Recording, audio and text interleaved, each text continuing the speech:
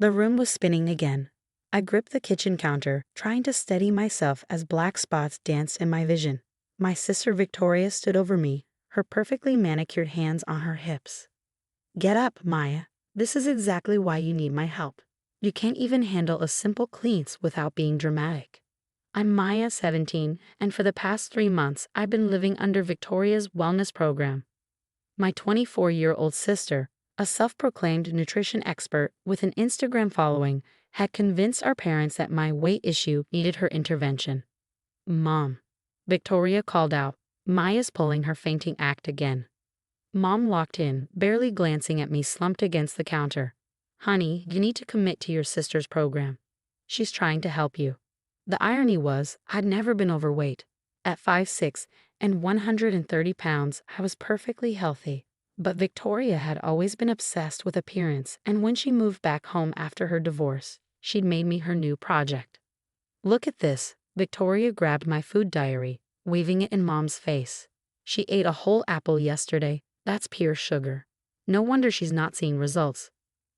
My diet consisted of Victoria's special smoothies 3 times a day, a blend she prepared herself and monitored me drinking. Any other food was logged and scrutinized. Even water had to be approved. "I just need real food," I whispered, my voice shaking. "Please." "Real food is what made you like this," Victoria snapped, pinching my arm. "My smoothies have everything you need. You're just not trying hard enough." Dad walked in, his attention fixed on his phone.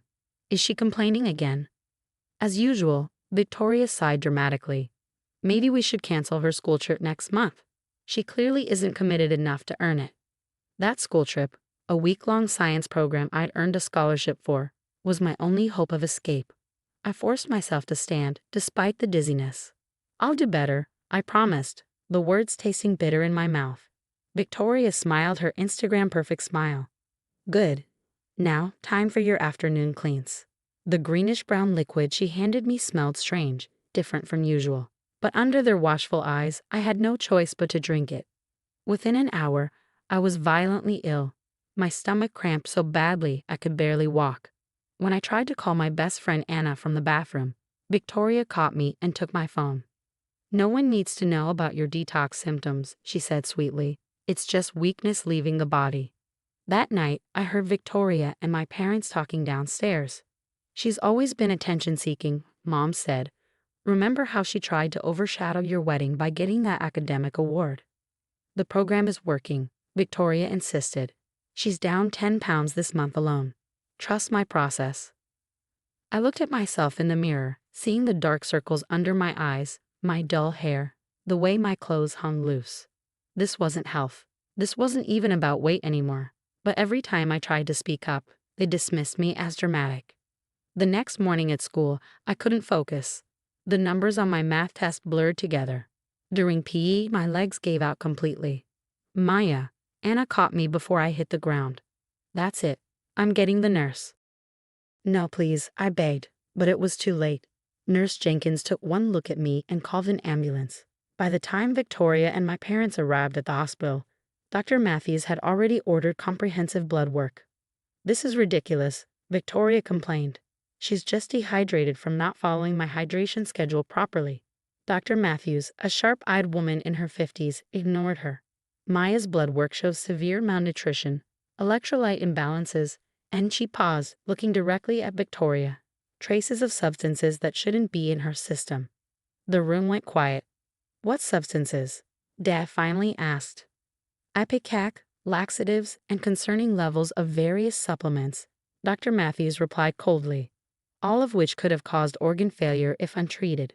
Victoria's perfect mask cracked slightly. "Those are natural cleanses. I use them in all my wellness programs." "Your unlicensed, dangerous programs?" Dr. Matthews asked. "The ones you sell to your social media followers?"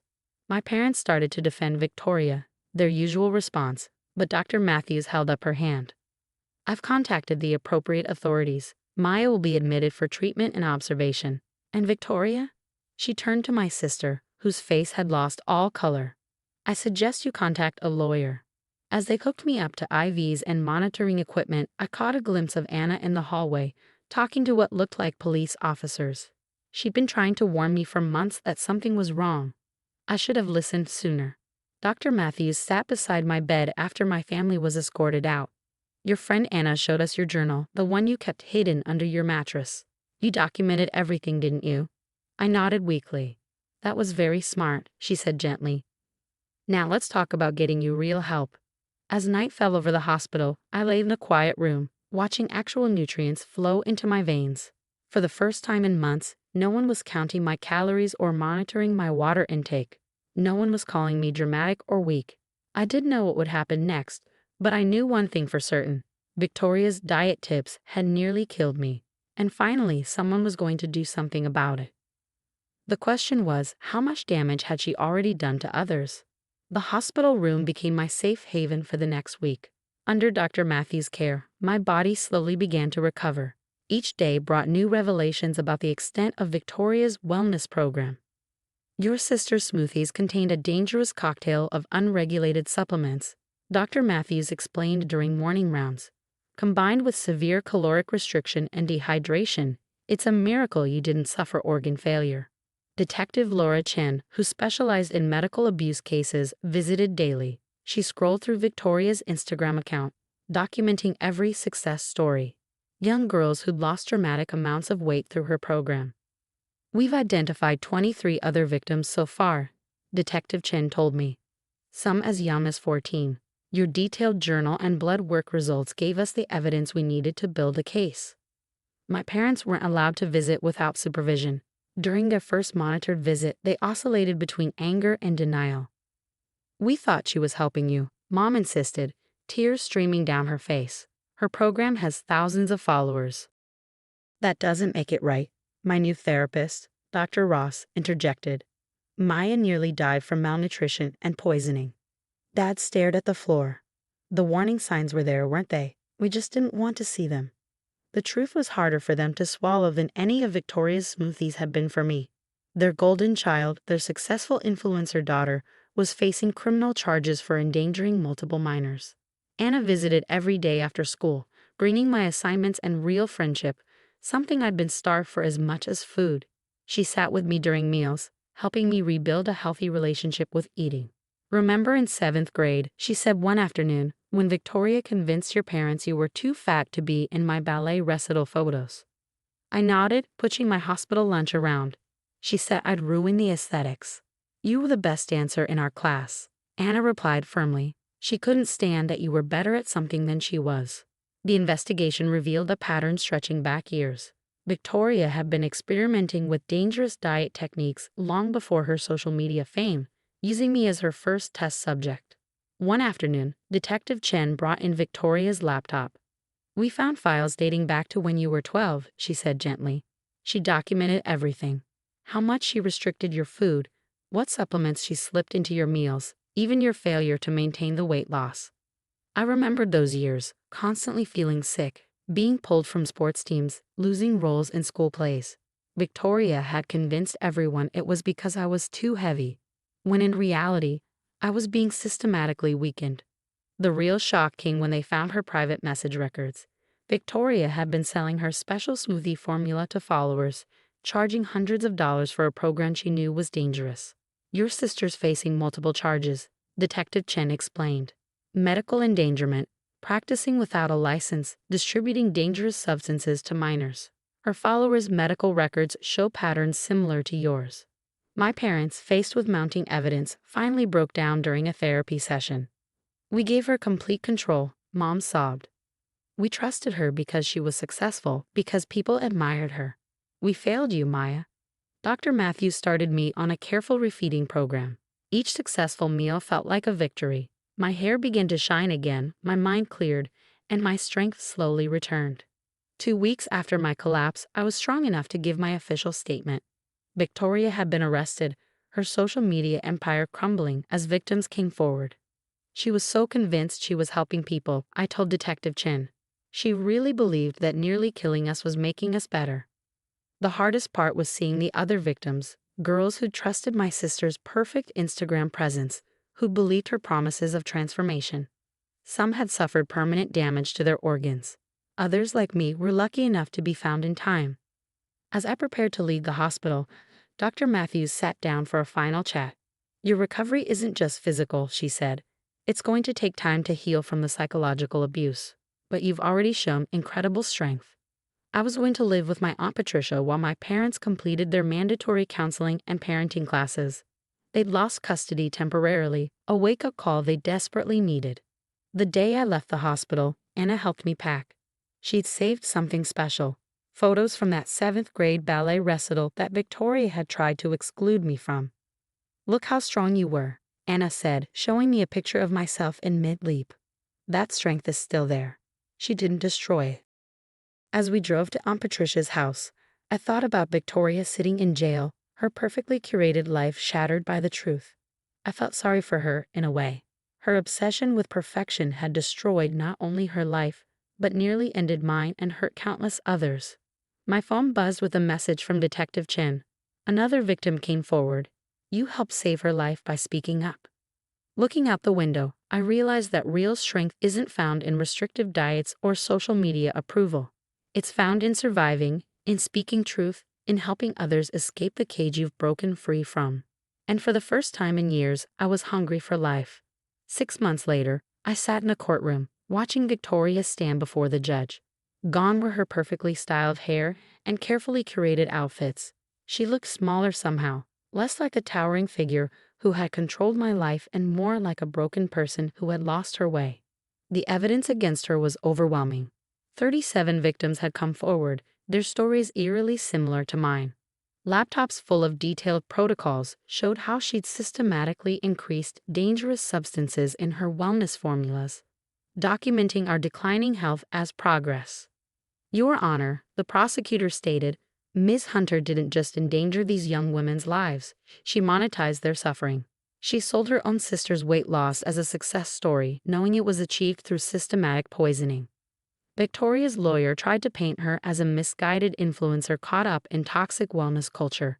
But the medical records, the bank transfers, the private messages telling girls to ignore their doctors, it all told a different story.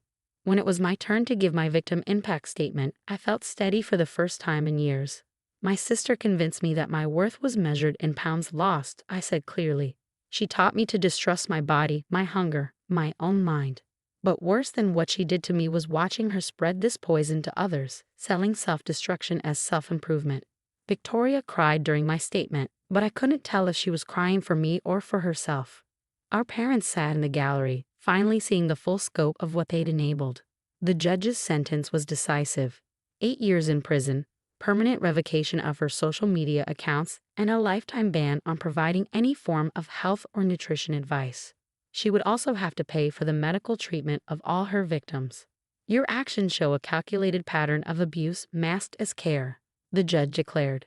You exploited vulnerable young women's insecurities for profit, knowing the damage you were causing. Outside the courthouse, I met some of the other survivors. Girls like Rachel, who'd lost her senior year to hospitalization, and Kimberly, whose kidney damage would require lifelong treatment. We formed a support group, turning Victoria's network of harm into a circle of healing. My own healing continued at Aunt Patricia's house. She'd helped me rediscover normal eating patterns, never commenting on portions or counting calories. Under her care, I'd returned to dance classes, my body growing stronger each week. My parents were working hard in therapy, learning to recognize the signs of abuse they'd missed. They attended support groups for parents of eating disorder survivors, finally understanding how their passive acceptance had enabled Victoria's control. We should have protected you, Mom said during a family therapy session. Instead, we handed you over to someone who hurt you systematically, all because we valued her success more than your health. Dad, who once spent family dinners staring at his phone while Victoria policed my food, now cooked weekly meals for us. I'm learning, he'd say, serving normal portions without commentary. We all are. Anna stood by me through everything, including my testimony at Victoria's trial. She helped me start a blog, not about diets or wellness, but about recovery, about finding strength in nourishment rather than restriction. One post about my experience went viral, but this time for the right reasons. My sister's wellness was warfare, became a rallying cry for others fighting toxic diet culture. Journalists contacted me to expose similar predatory programs hiding behind social media facades. Dr. Matthews invited me to speak to medical students about recognizing signs of medical abuse and eating disorders. Your story helps future doctors understand how abuse can wear a wellness mask, she explained. The week before college started, I've been accepted to study biochemistry, wanting to understand both the science of nutrition and the dangers of supplementation. I received a letter from Victoria. I still believe I was trying to help, she wrote. But I see now how sick I was, how I turned my own issues into a weapon. I'm getting help here, real help, not Instagram help. I shared the letter with my therapist, who helped me process my complicated feelings. You can acknowledge her pain without excusing her actions, she reminded me. Today, I'm preparing for my freshman year. My dorm room is decorated with photos, not carefully angled before and after shots, but real moments of joy. There's one of me and Anna at dance recital, both of us sweaty and laughing. Another shows a family dinner where everyone's actually eating, not just arranging food for photos. The mirror that once served as a battleground now reflects a survivor. My body is no longer a project to be fixed, but a story of resilience. Every meal is an act of rebellion against the lies I was fed, both literally and figuratively. Victoria's wellness empire has crumbled, but from its ashes, something authentic has grown. The girls she hurt have become advocates, turning their pain into protection for others. We've learned that true health isn't found in restricted calories or carefully filtered photos, but in nourishing our bodies and speaking our truth. Sometimes healing looks like gaining weight. Sometimes it looks like losing the people who poisoned you with love.